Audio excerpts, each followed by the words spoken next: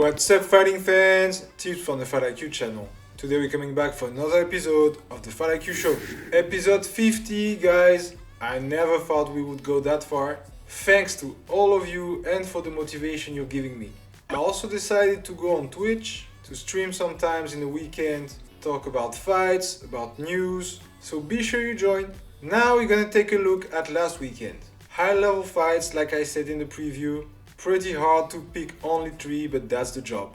And after that, we'll get a quick look at what happened all over the globe. So let's get ready to rumble! On the menu we had the ACA 176 in Ufa, Russia on Friday 31st, the 5 vs 5 boxing event in Riyadh, Saudi Arabia on Saturday 1st, and the UFC 302 in Newark, New Jersey on Saturday 1st. Number 3, Ray Ford vs Nick Ball. It was on the 5 vs 5 boxing card in Riyadh, Saudi Arabia on Saturday 1st, and it was for the WBA World Featherweight title. Such a close fight. Nick Ball didn't start as aggressive as usual. I think he was respecting Ford's power and speed, but he realized he was a sitting duck out there. Ford's too good when he's fighting at his own range. So from round 2, the war was on. Aggressive Nick Ball, leaping at Ford to close the distance, making punches rain. He threw some nasty uppercuts that caught Ford right in the chin, even though he blocked a lot of shots. The American was less active, but he had a good movement, good jab, good body shots. I think the difference was made between round 2 and round 5, where Ball threw way more punches than Ford, with less accuracy of course, to the head and to the body, inflicted damage, he took more risks, and he made his opponent fight the way he wanted to. Rounds 6 to 12 were close, Ford still being the most accurate, sending some great body shots and uppercuts from the left hand, but Ball continued marching forward, throwing at least 60 shots every round, and despite a lower accuracy, inflicted more damage in my opinion. But Savage definitely rocked him a few times too. Great fight, tremendous effort from both guys. I understand how the decision could have gone the other way, but I think the judges made the right choice by giving it to the British. Ford will move up to super featherweight, that was already his plan before that fight, and I can't wait to see him with more power. I'd like to see Ball have another try at Rey Vargas to maybe get a second belt. Number 2, Islam Makhachev vs Dustin Poirier. It was the main event of the UFC 302 in Newark, New Jersey on Saturday 1st.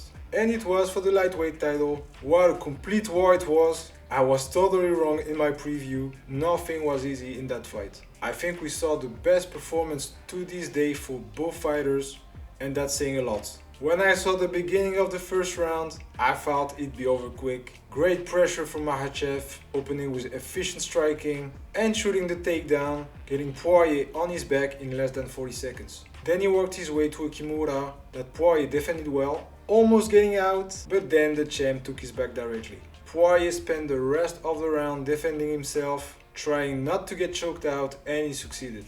Despite all the energy he lost in that round, Poirier arrived fresh in round 2. He defended takedown attempts after takedown attempts. He tried to be on the offensive with his striking. It also looked like Makhachev was using this round to recover a little. He still managed to take Poirier down in the last 15 seconds of the round, finishing on top.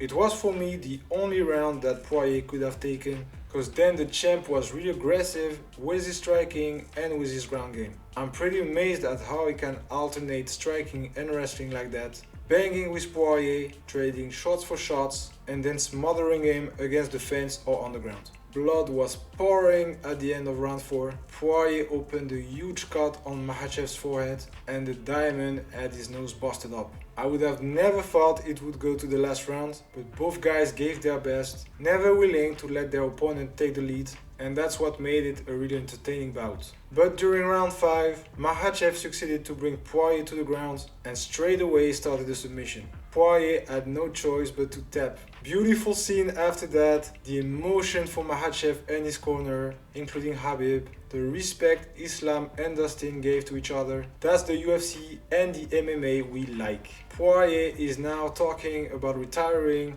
after putting on a vintage diamond performance. Makhachev was showing that he can stand with really good strikers. Definitely not just a Khabib 2.0. Like Eddie Alvarez, the former UFC fighter, said, he's taking more risks. He will not just take you to the ground and submit you. Maybe it makes him more vulnerable, but I think it also makes him more impressive. A complete martial artist. He is the best lightweight in the world at the moment, and he's talking about moving up to welterweight. I understand that he wants another belt to add to his legacy, but he should stay at lightweight a little bit longer. I'd like to see him versus Tsaroukian, Charles Oliveira and Benoit Saint-Denis before facing Leon Edwards.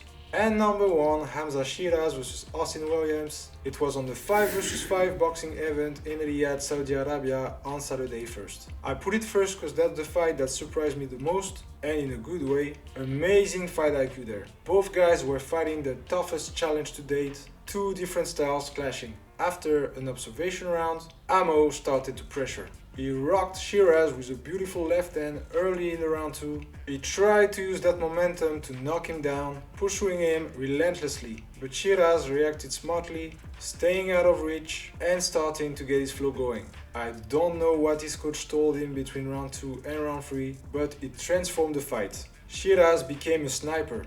Great shot selection, he landed more than 35% of his shots, putting his jab to work and mixing it up with devastating power punches. He landed almost as many jabs as he landed power punches. Amo tried to break that distance, going around that long reach of Sheeraz.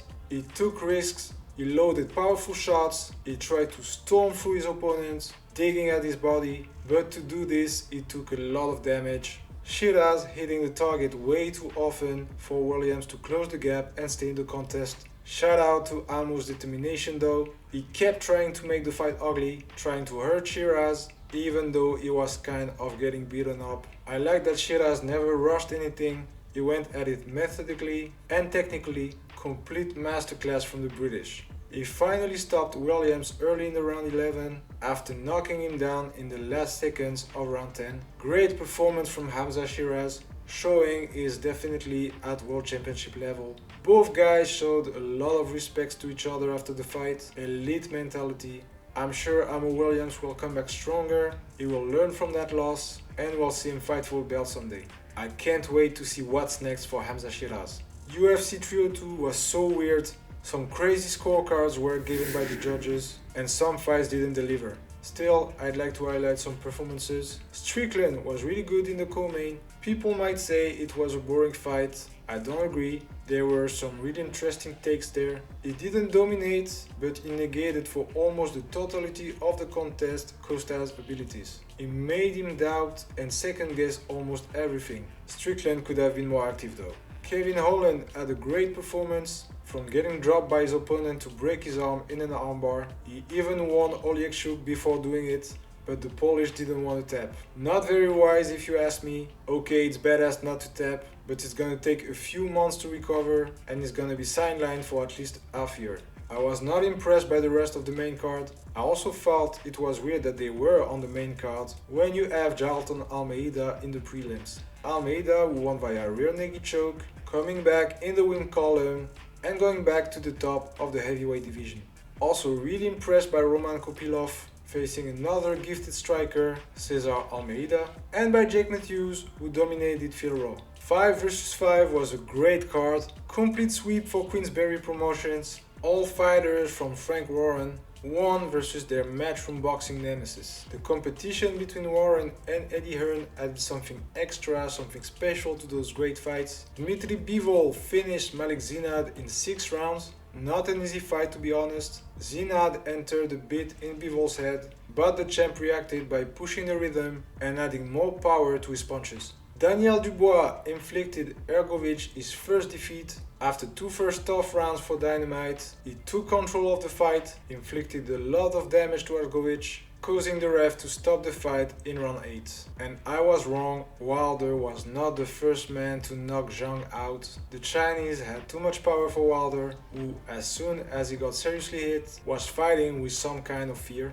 Zhang knocked him out in round 5, serious and clean performance from him. Let's see what's next for the big boy. ACA 176 produced some great fights. The level of competition is amazingly high there. It's nuts. I wouldn't be surprised to see some of those guys fighting in bigger organization next. I have in mind Shamil Yamilov, Aren Akopian, Jacques Chilik Mirzabekov, and Ali Abdulkhalikov. One Friday Fight 65 had some great KOs. You guys should definitely watch it, it was fun. Also, I will travel to Newcastle for PFL Europe, so no preview this week, and let me guys know if you're interested by seeing a vlog of our adventures in the UK. And we done here. As usual, you can punch those like and subscribe buttons, it helps me a lot. Go hit the comments, go on Discord, Telegram, Instagram. Let me know what you thought about last weekend. Enjoy the fights, I'll see you next week.